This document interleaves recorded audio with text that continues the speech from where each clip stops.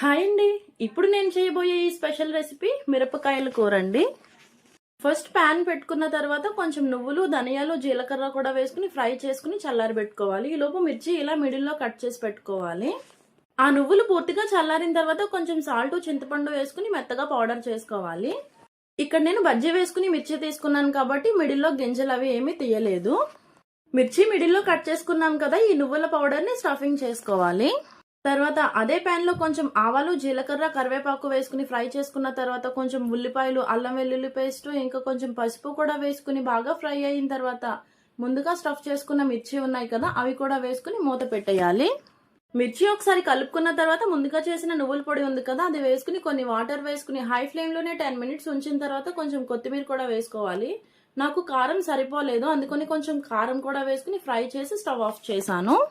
ఈ కారం పూర్తిగా ఆప్షనల్ మాత్రమే, ఇష్టం లేకపోతే వేసుకోవద్దు.